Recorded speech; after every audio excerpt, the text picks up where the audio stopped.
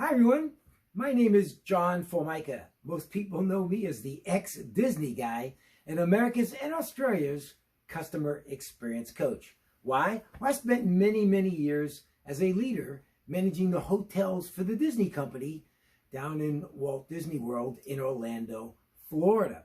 And now I get to travel the world, speaking at events, providing keynotes and workshops and seminars to all kinds of organizations, helping share the Disney philosophy, but more importantly, providing the secrets and strategies to help businesses and organizations create a more Disney-like culture, whether it's attracting more customers, whether it's building customer loyalty for life, or even creating a whistle while you work, positive winning team culture in your organization or business.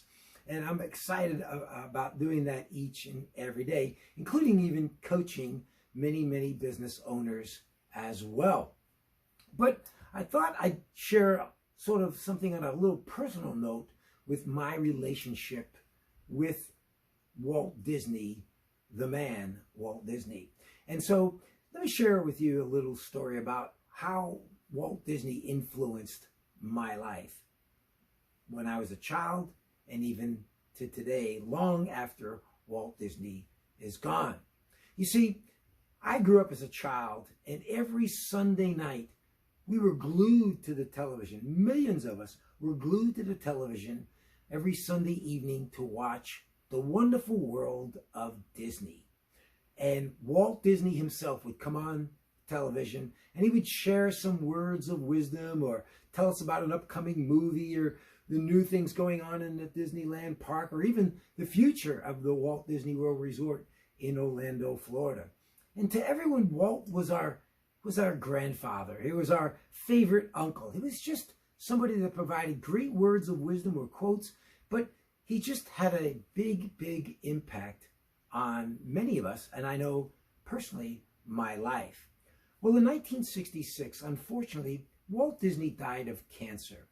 Now, in 1966, I was 10 years old, and me, like many millions of other people, it hit us pretty hard when Walt Disney passed away. In fact, many people thought the world was going to come to an end and the entire Disney empire. There would be no more Disneyland. There'd be no more movies, because that's how much of an impact that he had on everyone.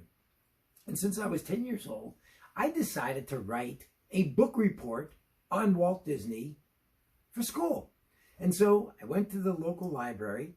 Back then, we didn't have the internet, so if you wanted to get some information and research, you had to go to the library. Of which I went to the library, looked in some encyclopedias, and got some books and articles on Walt Disney, and I did a book report. Now, I wish I had that book report, but I can't say I do anymore. But I wrote a book report on Walt, and really, that's when it really hit me, when I got to learn a lot more about the man, Walt Disney. Not just the cartoon character maker or the theme park maker, but Disney, the man, and how he grew up. And it really hit home to me. But more importantly, his philosophy of life and courage and commitment and perseverance really helped influence me my entire career. And later on in life, when I graduated from college and I got my first job as a manager, managing in hotels, I went back to Walt and I studied more about Walt and his leadership. And I wanted to figure out how I could emulate his success and do what he did to be successful. And believe it or not, he became a mentor of mine because of all the books I read and the stories that were shared about Walt. And I remember from a leadership perspective, his three major leadership principles. And then I lived my entire career following these leadership success traits, which helped me become a successful leader, not only managing hotels for 30 years, but also managing Disney's hotels for over a decade. And the four traits are this. One, he said, leaders have to make good judgment. And good judgment meant that you're not going to make great decisions all the time, but you got to make decisions, and how you use good judgment in making those decisions and not jump to conclusions and get the facts and hear both sides. And he said leaders need to show good judgment. That was one. Number two, he said leaders have wisdom, and wisdom was not necessarily meant you have a high education or lots of experience. It means you take a combination of that and you put it together to help others to be successful. That's wisdom. He said leaders need to have personal appeal. Personal appeal is about being able to communicate, inspire others, get your message across, recognize, reward people, coach people, encourage people. And that's what leadership is all about. And the fourth one is about proven competence. And Walt was a lifelong learner. He always was curious, always studying, always learning things. He was always wanted to get better. And I, in my career, I always studied books and attended workshops and seminars because I always wanted to get better and better and be a sponge. And I am that way today. But Walt always said that once you stop learning, you stop earning.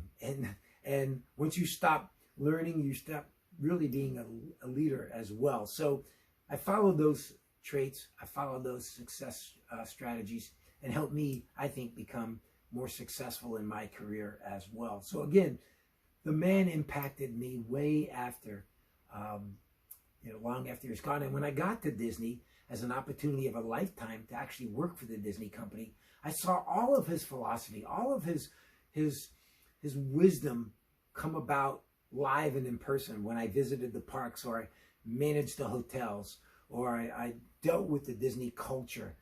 I saw it all come to life. And that's when I really could connect the dots and realized how powerful this man influenced not only me, but influenced the world. And so just a short little story about how he influences me and how he helped me become one of the world's leading authority on the Disney philosophy.